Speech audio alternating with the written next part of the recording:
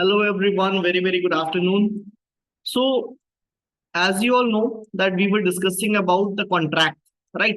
Contract act में हम कर रहे थे क्या, जेनरल ऑफर की बात हम कर रहे थे, specific offer and general offer, basically proposal, right? Okay, तो प्रपोजल होने के लिए इंटेंशन होनी बहुत जरूरी है, right? Okay, to have a valid proposal there should be a intention to bind, right? Okay, जिसे बोलते हैं contrahendi, right? Animus contrahendi, right? What does it mean? Intention to form a legal relationship, animus contrahendi. So there should be intention. अब जो मैंने आपको कल एक case law लिखवाया था, हालांकि होते कौन से, डोमेस्टिक रिलेशन हो गया, सोशल अरेंजमेंट हो गया, प्रोफेशनल अरेंजमेंट हो गया, तो हमें सारी टर्म्स और कॉन्ट्रैक्ट की जितने भी टर्म्स हैं और सर्कमस्टांसेस है, कंडक्ट है, वो देख के पता चलेगा कि इनका इंटेंशन है भी या नहीं। जैसे कि बेल्फोर वर्सेस बेल्फोर में मैंने आपको बताया कि they do not have intention, right? कि उसने प्रॉमिस करा कि मैं आपको देता रहूंगा, ठीक है, right? So that promise was made a domestic promise in order to avoid some problem or conflict, but later on he stopped sending it. तो जब उसने प्रॉमिस करा कि मैं आपको दूंगा, तो that promise was not made with intention to be bind himself legally, right? But एक और केस है gold versus gold.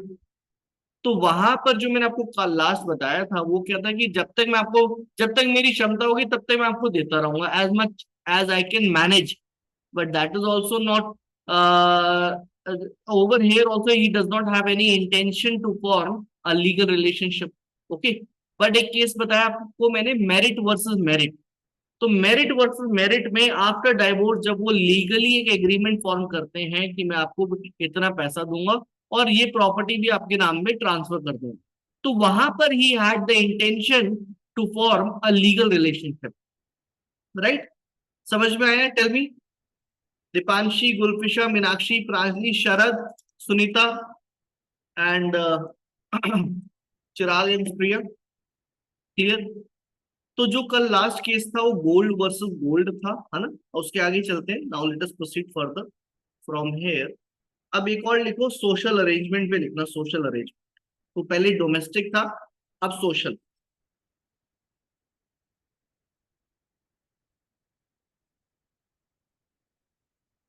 Social arrangement. अब सोशल अरेंजमेंट में एक केस लॉ लिखो, coward versus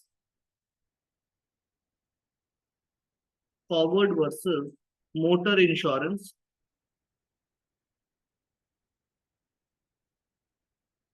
bureau, 1962। It is also English case law. Okay, अब इसमें मैंने आपको कल एक एग्जांपल दिया था कि जो ऑफिस जाते हैं, ऑफिस वाला एग्जांपल दिया था ना, वो चार पांच लोग कार पूल करते हैं कि एक काम करते हैं, एक साथ एक ही गाड़ी पे जाते हैं, क्यों अलग अलग गाड़ी चल ले जाना और ईंधन फूकना, राइट? Let's contribute. तो वो क्या है, वो एक सोशल अरेंजमेंट है, ठीक है? वही सेम केस ये भी है। इसमें फैक्ट्स लिखो, right on the facts. an agreement between an agreement between owner of the vehicle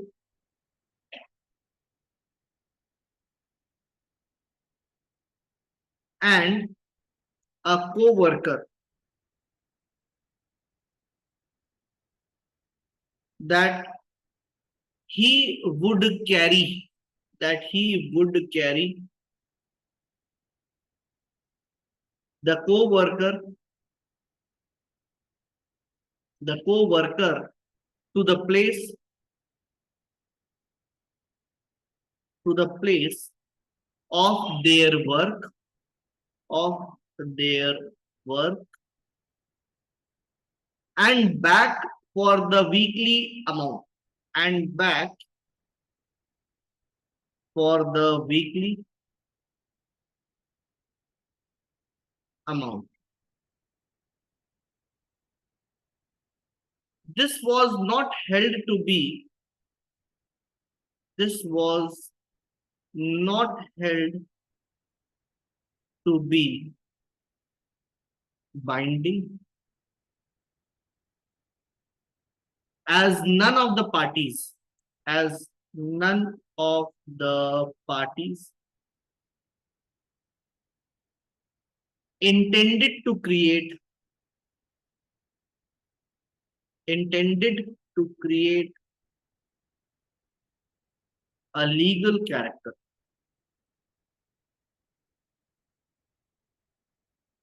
Okay, not character, rather contract, a legal contract. तो जो मैंने आपको एग्जाम्पल कल दिया था कि चार पांच लोग मिलके डिसाइड करते हैं कि हम जो है साथ जाएंगे, ठीक है, जैसे कि A B C D, right. अब ए के पास कार है, अब इसने एग्रीमेंट कर लिया कि भाई एक काम करते हैं, साथ साथ चलेंगे, और आप हमें ले जाना और आप हमें वापस भी ले आना, ठीक है, ऑफिस छोड़ देना, ऑफिस से वापस ले आना, ठीक है, राइट। अब हम आपको जो है हर महीने 3,000 रुपये दे देंगे, 3,000 रुपये पर मंथ। तो इससे बी सी और डी को भी फायदा हो गया कि उनको गाड़ी चलानी नहीं पड़ेगी, और ड्राइवर भी मिल रहा है एक, और गाड़ी भी मिल रही है एसी वाली, ठीक है। अब इसमें ए को क्या फायदा हो गया कि इसकी जो इसने कार ली है उसकी किस्त जा रही है, राइट। ईएमआई जो है इसकी मंथली इनकम है उसको उससे फायदा हो रहा है, वरना अकेला जाता वो लड़का, ठीक है, राइट। सो यहां पर every one is getting what, profit, फायदा है, इसमें कुछ ना कुछ तो फायदा है। बट अगर मान लो ए ने किसी एक दिन मना कर दिया कि भाई आज मैं आपको लेके नहीं जाऊंगा, या आज मैं आपको वापस घर लेके नहीं जाऊंगा, मुझे कहीं और जाना है, राइट, आज मुझे कहीं और जाना है, तो यहाँ पे बी सी और डी इसके अगेंस्ट सूट फाइल नहीं कर सकते, राइट। क्यों? क्योंकि सूट इसलिए नहीं फाइल कर सकते क्योंकि जो इनके बीच में एग्रीमेंट था, that was not with intention to create a legal contract, okay, that was a social arrangement. समझ में आया? Is it clear? Deepanshi, Gulfisha, Gunjan, Meenakshi, Pranjali, Sharad, Sunita, clear है? And Chirag, okay, very very good, excellent हो गया है तो। अब नाउ नेक्स्ट आगे एक प्रोफेशनल अरेंजमेंट पे लिख लो, professional arrangement.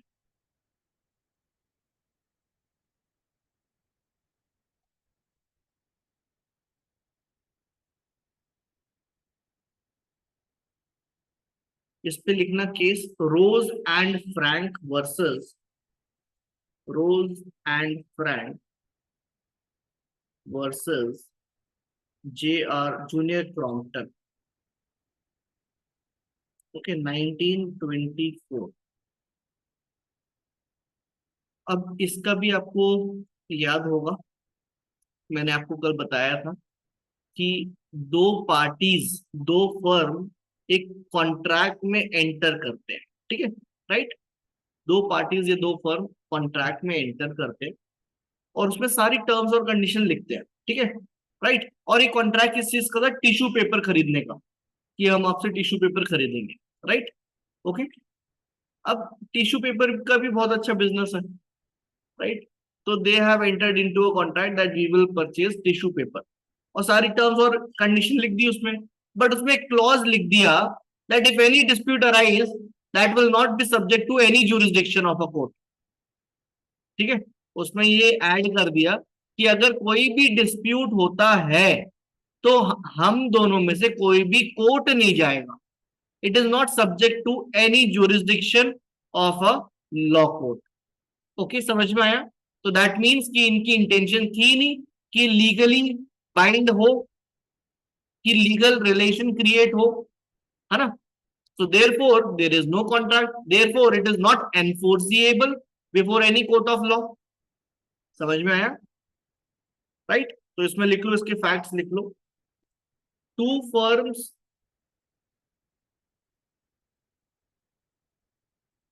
entered into a written agreement,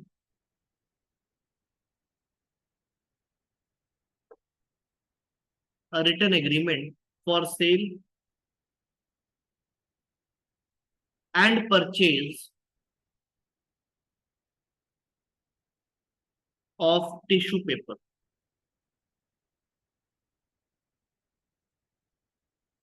the agreement contained the agreement contained the agreement contained a clause that this agreement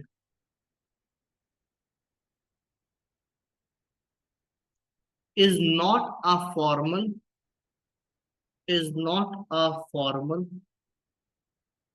or legal document and shall not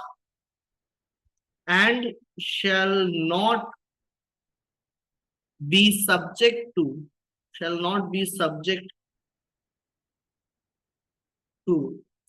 legal jurisdiction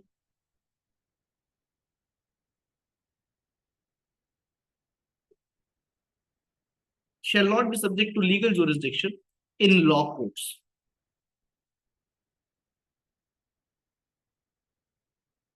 Therefore, it was held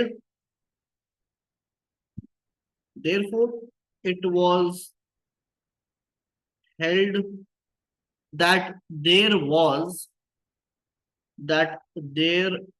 was no valid contract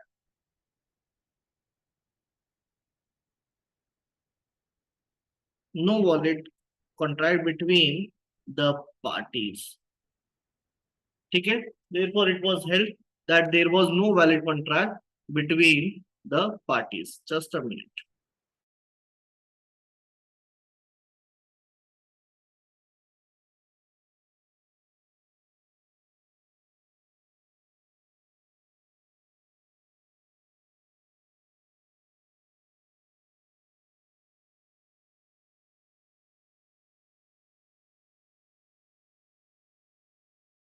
Yes, Miss Gunjan, you may ask, please. Please ask.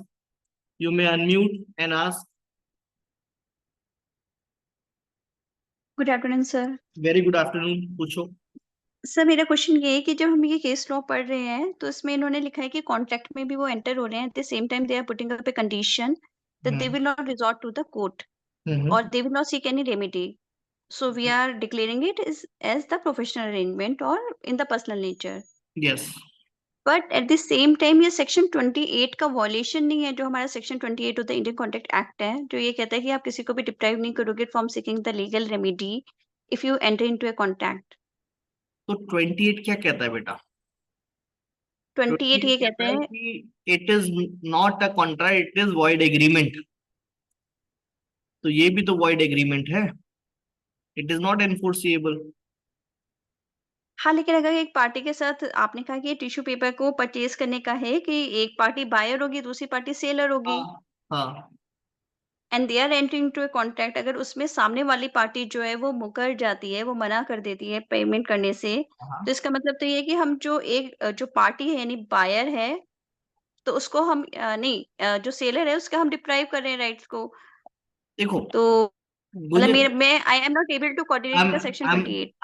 I'm trying to connect you, right? देखो, यहाँ पर हुआ क्या कि आप और मैं, ठीक है, हमने डिसाइड करा कि हम ये रिमोट को खरीदेंगे.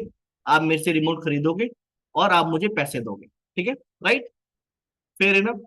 बट जब हमने ये लिखा ना अपने एग्रीमेंट में, तो हमने एक और क्लॉज ऐड कर दिया अपनी सहमति से. मैंने फ्रॉड नहीं करा. आप मैंने भी डिसाइड करा, आपने भी एक्सेप्ट कर लिया, मैंने और आपने एक्सेप्ट कर लिया कि हम कुछ भी डिस्प्यूट होता है कि अगर मैंने अपना रिमोट देने से मना कर दिया या आपने पैसे देने से मना कर दिया, तो हम कोर्ट नहीं जाएंगे. और हमने एग्री कर दिया, उसमें मोहर लगा दी, हमने अपनी स्टैम्प कर दिया. तो फिर वो बस एक एग्रीमेंट है, वो कॉन्ट्रैक्ट बना ही नहीं. और जो आप 28 कह रहे हो, that is you are restraining the person from approaching the legal remedies. वो एक एग्रीमेंट है, वो भी एक एग्रीमेंट है. जैसे 28 का मैं अभी बता देता हूँ आपको, जो बच्चे नए हैं. 28 कहता है कि अगर हम एक ऐसे एग्रीमेंट में एंटर करते हैं जिससे लीगल चीज को वायलेट होता है, राइट? जैसे हमने बोला कि no one will go for court, तो वो क्या हो गया? वो वॉइड एग्रीमेंट हो गया सेक्शन 28 में. ठीक है, ये भी तो वॉइड है, ये कॉन्ट्रैक्ट थोड़ी है. और दूसरा, कि अगर मैं बोलूं कि हम एक कॉन्ट्रैक्ट करते हैं, क्या करेंगे कि हम दारू बेचेंगे without having license, we will sell liquor without having license, तो ये क्या है, ये भी तो रिस्ट्रेंट है, प्रोहिबिटेड बाय लॉ, राइट। तो ये भी वॉइड एग्रीमेंट हो जाएगा। हालांकि 28 पे अभी हम आएंगे तो थोड़ा और आपको लाइट दूंगा मैं उस पर, अभी I will not go in details. But ये वाला जो प्रोफेशनल एग्रीमेंट है ये भी वॉइड एग्रीमेंट है, ये कॉन्ट्रैक्ट बना ही नहीं क्योंकि देर इज नो इंटेंशन। समझ में आया Gunjan? Good. Yes sir. Sir very क्योंकि वेरी वॉइड गुड। एग्रीमेंट है तो नेचुरली हाँ, इट्स जब सेक्शन 28 का एप्लीकेशन नहीं हो रहा। वॉइड हो या वॉइड ना हो वो तो बहुत दूर की बात है, इंटेंशन ही नहीं है इनकी, जी सर। तो देर इज नो एग्रीमेंट। ठीक है, thank you sir. Very good, excellent हो गया तो। समझ समझ में आया। Now I think that I have started using this more, that excellent हो गया ये तो, है ना, वेरी गुड हो गया ये तो, राइट, गुड है। चलो आगे चलते हैं। Now with this point I have completed your offer, offer आपका कंप्लीट हो गया, right, it is done. Now since offer is done there has to be an acceptance, right, acceptance पढ़ेंगे अब हम। एक्सेप्टेंस में take out section 2B, section 2B. It says that when the person to whom the acceptance is made, right? When the person to whom the acceptance, when the person to whom the proposal is made signifies his assent thereto, right? Signifies his assent thereto, the proposal is said to be accepted. A proposal when accepted becomes a promise. ठीक है, right. तो यहां signify होना जरूरी है, but एक case है कौन सा, जेनरल ऑफर। जेनरल ऑफर में अगर आपने कंडीशंस पूरी कर ली है अकॉर्डिंग टू सेक्शन 8 तो फिर वो माना जाएगा कि वो आपने एक्सेप्ट कर लिया, it will imply that you have already accepted by fulfilling the conditions of a proposal. तो वहां सिग्निफाई नहीं हो रहा बट माना जाएगा सिग्निफाइड होगी। समझ में आया? Is it clear to everyone? Deepanshi, Gulfisha, Gunjan, Himanshu, Pranjali, Sharad, Sunita and over here Priya, good, very very good. अब इसका 2C देखो, the person making the proposal is called the promisor and the person accepting the proposal is called promisee. तो यहां दो party है, promisor and promisee 2C के accordingly, right. तो promisor and promisee, ठीक है। Offeror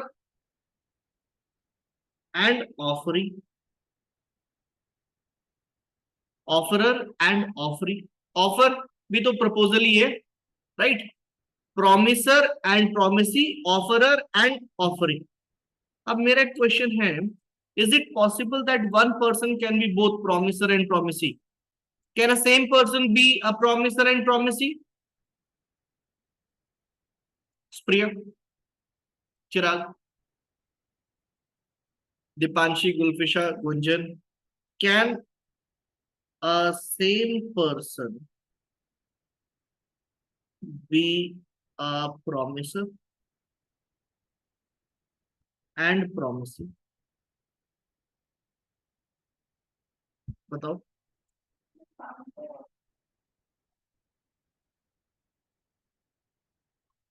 tell me.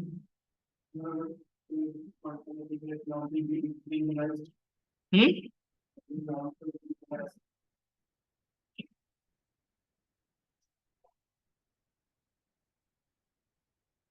Very good, Gunjan, absolutely correct. So the answer is no. The same person cannot be the promiser and promisee. Why? Because अगर मैं अपने आप से contract कर लूं, सपोज मैंने अपनी महिंद्रा लॉ अकेडमी में खुद स्टूडेंट बन जाऊं बट मैं फीस ना दूं अपने आप को, तो मैं अपने अगेंस्ट सूट फाइल कर सकूंगा क्या? करूंगा ही नहीं। as there will be no obligation, right? Okay, there is no legal obligation. एक व्यक्ति प्रपोजर और प्रॉमिसर और प्रॉमिसी नहीं हो सकता। अगर मैं अपने आप को ही प्रॉमिस कर लेता हूं तो मैं अपने अगेंस्ट सूट फाइल कर ही नहीं पाऊंगा। There is no legal obligation. समझ में आया? There is no intention, but हाँ मैं लीगल कैपेसिटी मेरी डिफरेंट हो सकती है। मैं एज अ ट्रस्ट दे सकता हूं किसी को। ठीक है, समझ में आया? मैं अभी एज अ इंडिविजुअल कैपेसिटी हूं, बट एक ट्रस्ट फॉर्म करके मैं उस ट्रस्ट का ट्रस्टी बन सकता हूं और अपनी गाड़ी उस ट्रस्ट के नाम ट्रांसफर कर सकता हूं। समझ में आया? तो कैपेसिटी डिफरेंट हो सकती है, legal capacity, but same person can not be a promisor and promisee. समझ में आया? लिखो इसमें, can a same person be a promisor and promisee? The answer is no, because a person can be under no obligation, to himself. Contract requires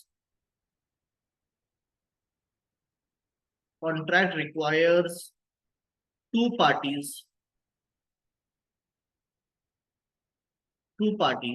and therefore same party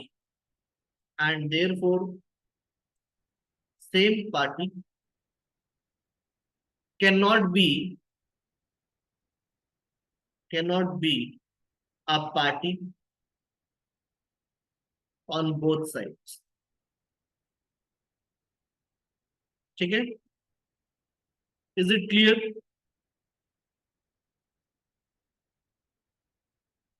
समझ में आया?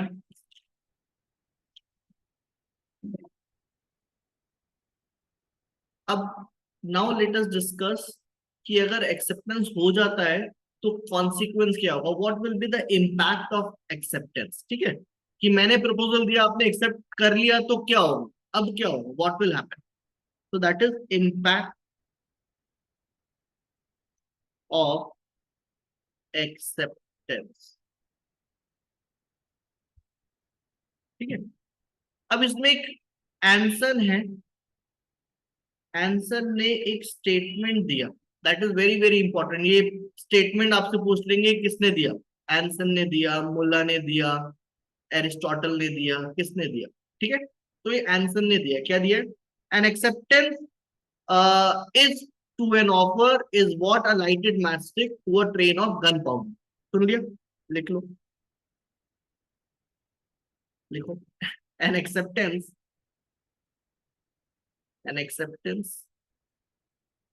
is to an offer is what a lighted matchstick to a train of gunpowder।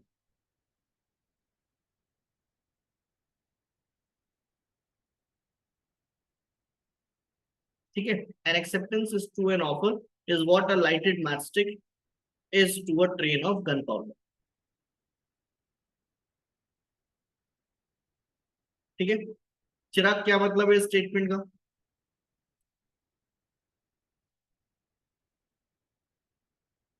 प्रिया, दीपांशी, गुलफिशा, गुंजन, ये सब लिख के मुझे बताओ। Himanshu, Pranjali, Sharad, Sunita, what does it mean? An acceptance is to an offer is what a lighted matchstick to a train of gunpowder।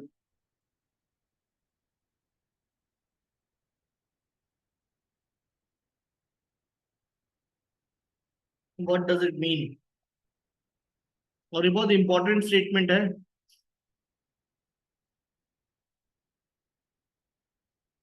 Very good Deepanshi.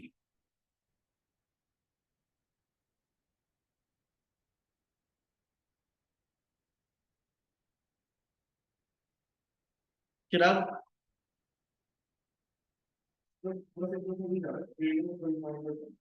Train of gunpowder नहीं पता? Train of gunpowder नहीं पता, प्रिय आपको भी नहीं पता? वेरी गुड हो गया तो। देखो गन पाउडर क्या होता है बताओ, कौन सा उसमें वो डलता है केमिकल, फिर क्या पता है? बोरॉन, आर्गन, क्या डलता है एमी? देखो गन पाउडर होता है ना वो मसाला, राइट, जो अनार के अंदर होता है, जिसे लोग बारूद बोल रहे हैं, राइट। राइट, अनार के अंदर, अनार को कभी छीला है आपने? उसमें मसाला निकलता है बहुत सारा, उसको जलाओगे तो एकदम जल जाएगा। तो वो मसाला, सपोज आपने यहाँ पे ऐसे मसाला रख दिया और यहाँ पे काफी सारे पटाखे रखे हुए हैं, ठीक है, राइट। तो आपने ट्रेन ऑफ गन पाउडर बना दी है, मतलब एक लाइन बना दी है, right, this is a train of gun powder. अब इसके पास आप एक माचिस लेकर आओगे, जलती हुई मैचस्टिक, और इसको यहाँ जलाओगे तो जलना शुरू हो जाएगा। तो एक बार जलना शुरू हो गया तो वापस से थोड़ी अपनी पोजीशन पे आ सकता है।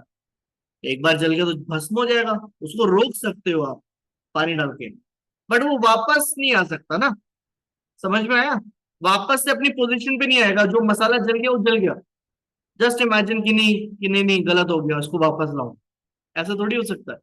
तो यही हो गया ना, कि एक बार प्रपोजल को एक्सेप्टेंस दे दिया तो प्रॉमिस बन गया, वो there can not be revocation. That is what it means, कि एक बार एक्सेप्टेंस हो गया तो it can not be revoked. That is a matchstick to a train of gunpowder. तो an acceptance is to an offer, की acceptance offer को क्या है, जैसे कि एक lighted matchstick train of gunpowder से मिलाते हैं, वैसी एक्सेप्टेंस टू अ ऑफर है, कि एक्सेप्टेंस ऑफर में मिल जाने के बाद रेवोकेशन नहीं हो सकता। जैसे ही प्रपोजल एक्सेप्ट हो गया, it will become a promise. You can not come back to your original position, ठीक है। As soon as it has been accepted, you can not come back to the original position. समझ में आया?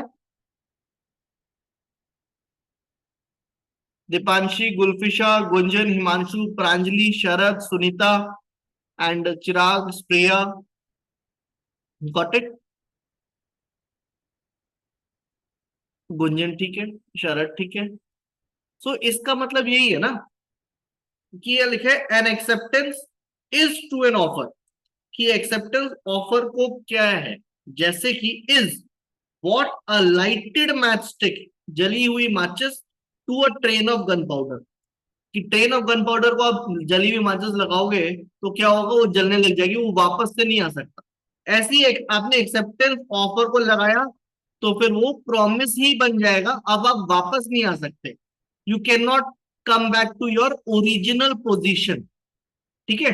देर can not be a revocation. हालांकि अभी revocation को ज्यादा literal sense में मत जाना, आगे बताऊंगा मैं, ठीक है, राइट, आगे क्लियर करूंगा कि रेवोकेशन क्या होता है। बस अभी आप ये समझते हुए चलो कि देर इज नो व्हाट रेवोकेशन, और आप अपनी ओरिजिनल पोजीशन पे नहीं आ सकते, सिंपल, ठीक है। जैसे कि फॉर एग्जांपल ए ने बी को ऑफर दिया या प्रपोजल दिया, एक ही बात है, कि will you bye my watch for 50,000 rupees, ठीक है, कि क्या आप मेरी घड़ी खरीदोगे 50,000 रुपए में, राइट, ओके, क्या आप मेरी वॉच खरीदोगे 50,000 रुपीज में, राइट। तो अब बी उसको एक्सेप्ट कर सकता है या उसको डिनाई कर सकता है, या तो साइलेंट रह सकता है, ठीक है। ही हैज थ्री ऑप्शंस, या तो एक्सेप्ट करेगा, डिनाई करेगा, या साइलेंट रहेगा। बट मान लो बी ने एक्सेप्ट कर लिया अपने मन में, ठीक है, दैट आई एक्सेप्ट, ठीक है, उसने अभी सिग्निफाई नहीं करा, उसने अभी कम्युनिकेट नहीं करा ए को। अब जब ए को कम्युनिकेशन नहीं मिला तो उसने लेटर ऑन, ए ने सी को सेल कर दिया, वही वॉच। तो now B can not file a suit against A, that मैंने तो एक्सेप्टेंस करा था, आपने जो है उसको बेच दी ये watch, right. So there can not be a valid acceptance, why? Because it is not communicated. और जब एक्सेप्टेंस हो जाता है तो वादा निभाना पड़ेगा, it becomes a promise. Once there is a promise you can not come back to your original position. समझ में आया? टेल मी। शरद, शरद कह रहा हूँ, चिराग, ठीक है। दीपांशी, गुलफिशा, गुंजन, हिमांशु, शरद, प्रांजलि, सुनीता। सुनीता समझ में आ रहा है आपको? तो एंसन ने स्टेटमेंट बोला था क्या? An acceptance is to an offer what a lighted matchstick is to a train of gunpowder. ठीक है, कि जैसे लाइटेड मैचस्टिक गन पाउडर पे लगाते हो वो जलने लग जाता है, वापस से नहीं हो सकता, वैसी एक्सेप्टेंस आपने ऑफर को दिया तो वो प्रॉमिस बन जाएगा, वो वापस से आप ओरिजिनल पोजीशन पे नहीं आ पाओगे। ठीक है, is it clear?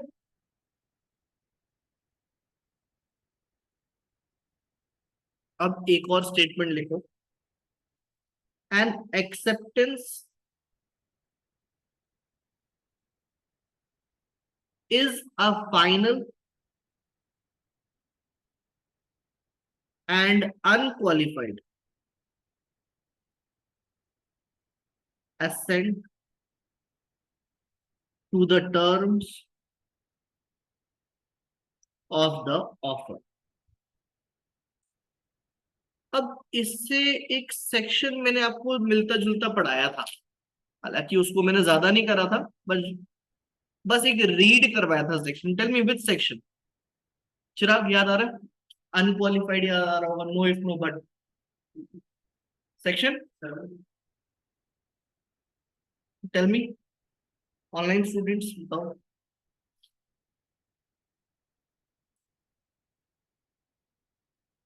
Gunjan correct, और देखना वर्जित है। So that is section 7 clause 1। ठीक है, that acceptance must be absolute and unqualified. अब ये वो भी पढ़ेंगे, बट यहां लिखा है मैंने acceptance is a final and unqualified. That means कि अनक्वालिफाइड मतलब कोई भी उसमें क्वेश्चंस रेज नहीं होने चाहिए, कोई भी टर्म्स और कंडीशंस ऐड नहीं होनी चाहिए। ठीक है, और फाइनल मतलब फाइनल है, ऐसे ही है। ठीक है, तो एक एक मिरर रूल दिया था। अब ये मिरर रूल किसने दिया था? टेल मी। मिरर रूल होता क्या है वो मैं आपको बताता हूँ, कि अगर मैंने आपको प्रपोजल दिया है तो उसको आप एज इट इज जैसा है वैसे ही आप एक्सेप्ट करो, कोई भी चेंज नहीं होना चाहिए। जैसे प्रपोजल है उसको वैसे ही एक्सेप्ट करो। जितनी टर्म्स है, 5 है तो 5 की 5 एक्सेप्ट करनी पड़ेंगी। आप 4 नहीं कर सकते, 6 नहीं कर सकते, 5 है तो 5, एज इट इज। ठीक है, एब्सोल्यूट होना चाहिए। ठीक है, एग्जैक्टली वैसे ही होना चाहिए। प्रपोजल है तो उसका एग्जैक्टली उन्हीं सारी कंडीशंस को आपको एक्सेप्ट करना चाहिए। ठीक है, तो ये मिरर रूल है कि proposal as it is acceptance.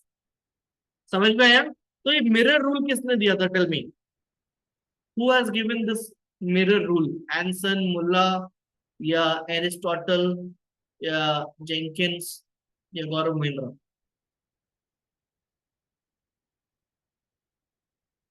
बताओ। बच्चे कहते sir Shri Gaurav Mahindra. Very good. तो that has been given by Mulla, according to Mulla. Okay, ये पीटी में पूछ लेते हैं, तो ध्यान रखिएगा कि मुल्ला ने मिरर रूल दिया था। मिरर रूल क्या? कि जैसा प्रपोजल है बिल्कुल वैसा ही एक्सेप्टेंस होना चाहिए। ठीक है, राइट। अगर कोई कंडीशन आपने ऐड लगा दिया तो फिर वो वैलिड एक्सेप्टेंस नहीं होगा, वो क्या बन जाएगा?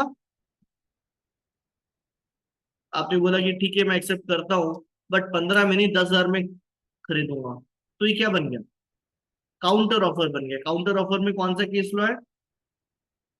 बताओ, पढ़ाया ना मैंने? बता दो तो।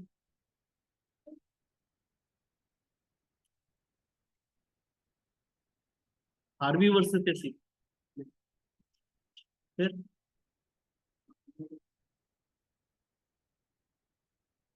हाइड वर्सेस रेंज, है ना, Hyde versus Wrench, Deepanshi and Priya absolutely correct. तो you must remember counter offer में हाइड वर्सेस रेंज है, ठीक है। और ओके, अब जैसे मान लो कि ए कहता है बी को, will you build my house for 5 lakh rupees. B ने बोला yes I will, but not in 5 but in 15, कि 5 में नहीं 15 में बनाऊंगा। तो ये क्या बन गया, ये एक्सेप्टेंस तो हुआ नहीं वैलिड। क्यों? क्योंकि एग्जैक्टली एक्सेप्टेंस नहीं है। एग्जैक्टली होने के लिए बोलता हाँ जी सर बनाऊंगा, यस डन, मेरी तरफ से डन समझो, तो वो होता ना वैलिड एक्सेप्टेंस। बट यहाँ पे मिरर रूल लगा ही नहीं। ये क्या है, ये तो उसने एक कंडीशन ऐड कर दी कि 5 में नहीं 15 में बनाऊंगा, तो it becomes a counter proposal. It becomes counter proposal, it becomes a counter proposal. तो मिरर रूल क्या होता है, जो प्रपोजल है वो एज इट इज एक्सेप्ट होना चाहिए। कि 5 लाख में बनाऊंगे, वो बोलेगा हाँ भैया बनाऊंगा, 5 लाख में बनाऊंगा, तो वो क्या हो गया, वैलिड एक्सेप्टेंस हो गया। क्यों? क्योंकि there is no conditions attach to it. समझ में आ रहा है? Tell me. दीपांशी, गुलफिशा, गुंजन, हिमांशु। हिमांशु आपको आ रहा है समझ में? Pranjali, Sharad, Sunita and over here Himanshu, ठीक है। लिखो, एक पॉइंट लिखो इसमें। Very good Gunjan. दीपांशी ठीक है, एक पॉइंट लिखो।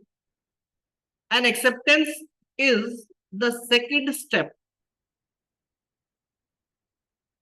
An acceptance is the second step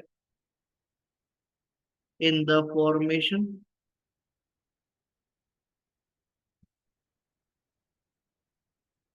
of the contract if there is an invitation to proposal, then it is a third step, then it is a third step. Okay, next point. According to an Anson, according to Anson, acceptance to an offer is what a lighted matchstick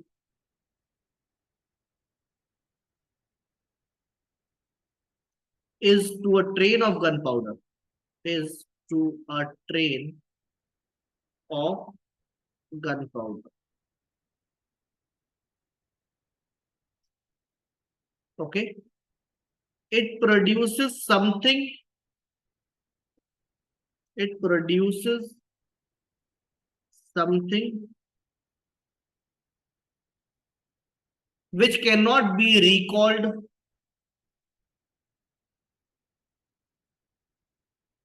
which cannot be recalled or undone. ठीक है, समझ में आया? एक और, assent to an acceptance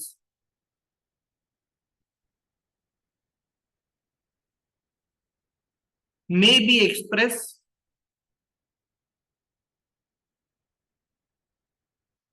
or by conduct.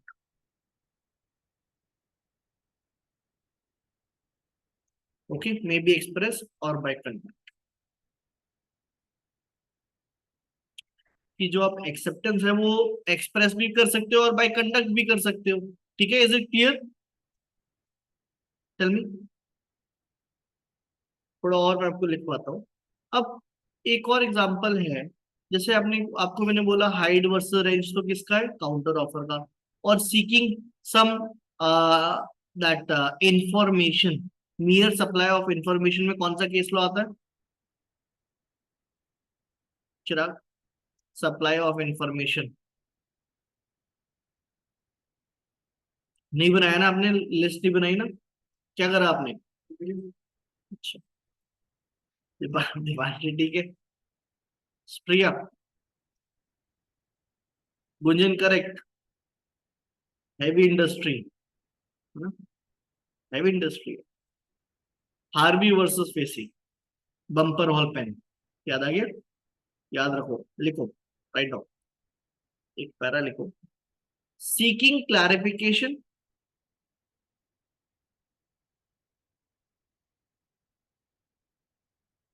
seeking clarification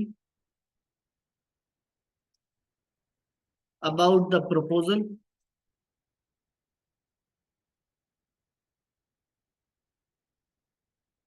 or supplying an information or supplying an information is neither an acceptance, is neither an acceptance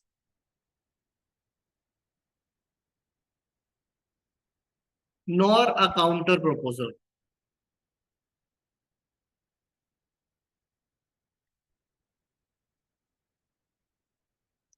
Okay, for example, Harvey versus Facey.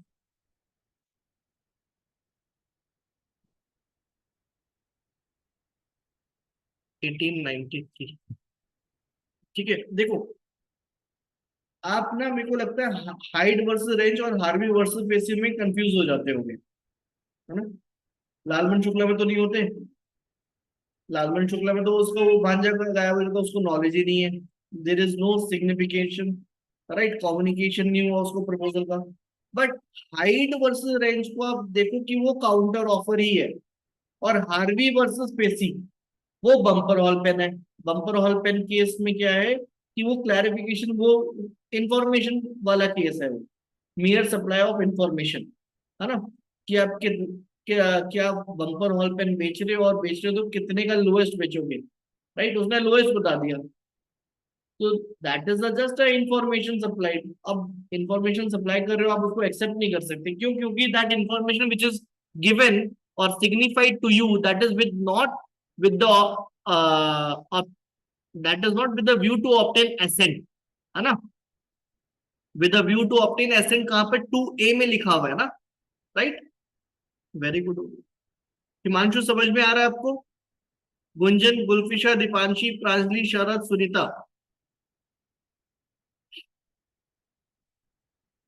Next एक और point लिखो, there can not be any acceptance,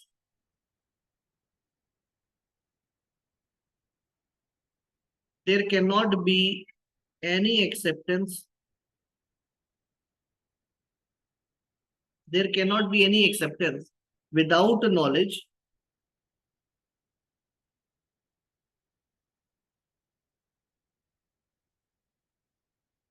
of the proposal.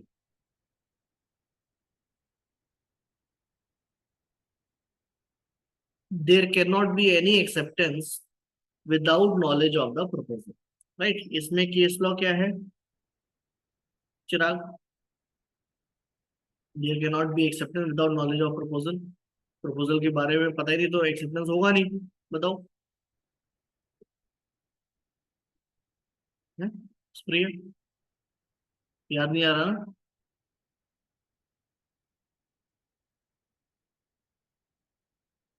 Gunjan absolutely correct, simple. Lalman Shukla, कहाँ दिमाग है आप लोगों का, है?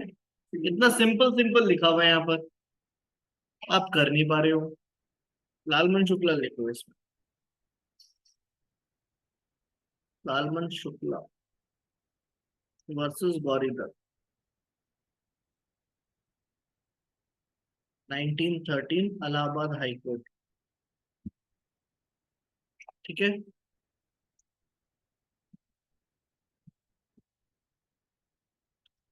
एक और पॉइंट लिखो इसमें, acceptance must be communicated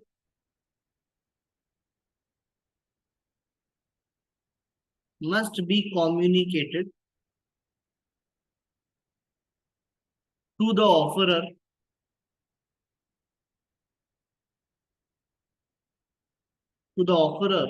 if an acceptance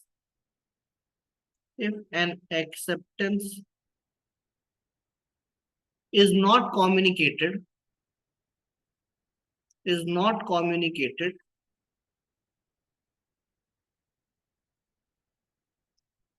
there will be no legally binding contract. There will be no legally binding contract. Okay. There will be no legally binding contract. Okay. कि acceptance communicate होना जरूरी है ना, signify होना जरूरी है. Signify is an essential term over there in section 2B, right. कि अगर मैंने एक्सेप्टेंस आपको सिग्निफाई नहीं करा, मैंने मेंटल डिसाइड कर दिया कि हाँ ठीक है मैंने एक्सेप्ट कर लिया, but mental decision is not a decision, is not a correct और वैलिड एक्सेप्टेंस. ठीक है. ओके. अब इसमें एग्जांपल लिख लो. Mental decision not a valid acceptance, right? First example. Second example, writing acceptance on a piece of paper. Writing acceptance on piece of paper and keeping it in a drawer, not a valid acceptance. Right. कि आपने acceptance लिख लिया और अपने drawer में रख दिया, but आपने उसको दिया ही नहीं, तो फिर वैलिड एक्सेप्टेंस नहीं हुआ. Right. Third, a board resolution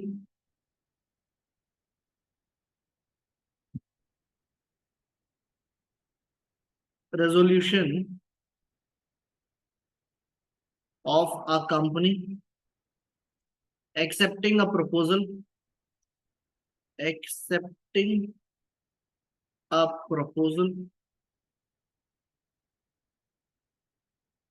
tell me कि जो बोर्ड ऑफ डायरेक्टर्स हैं वो रेजोल्यूशन पास करते हैं कि हम एक्सेप्ट करते हैं, तो क्या फिर ये वैलिड एक्सेप्टेंस होगा?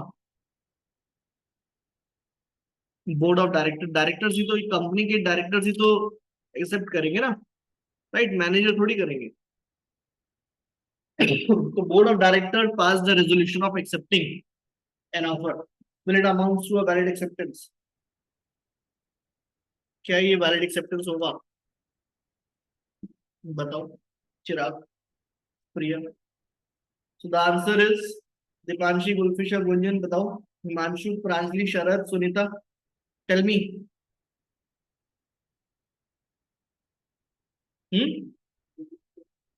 The answer is no, it is not a valid acceptance. क्यों? क्योंकि आपने आपस में डिसाइड करा है ना, अभी सिग्निफाई नहीं करा सामने वाली पार्टी को. समझ में आया? आपने सामने वाली पार्टी को इन्फॉर्म नहीं करा, तो you have just decided among yourself, तो it is not a valid acceptance. आपस में रेजोल्यूशन पास करना is not a valid acceptance until and unless you have communicated to the other party.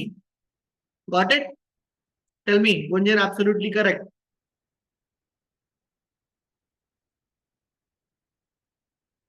Okay, एक और point लिखो. According to Mulla,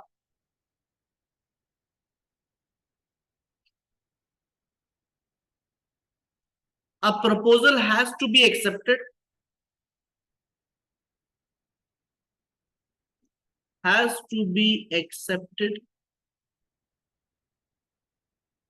as it is.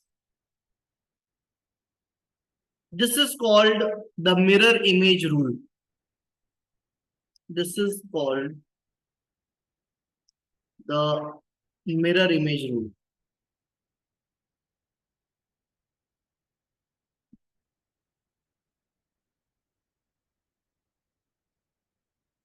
That is, the acceptance must be, that is, the acceptance must be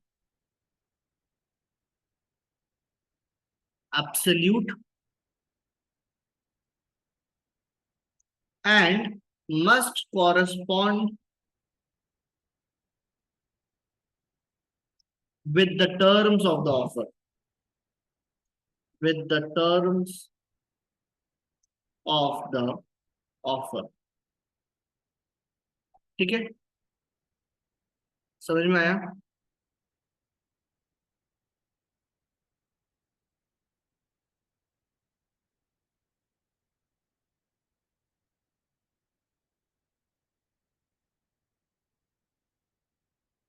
Now do one thing, but before that please tell me, यहाँ तक clear है? Now do one thing. Deepanshi clear है आपको? Gulfisha, Gunjan, Himanshu, Pranjali, Sharad, Sunita? Okay. Take a break of 5 minutes. Thereafter we shall start. Right? आपको boring लग रहा है contract? Break ले लो, कोई बात, समझ सकता हूँ. ब्रेक ले लो 5 minutes.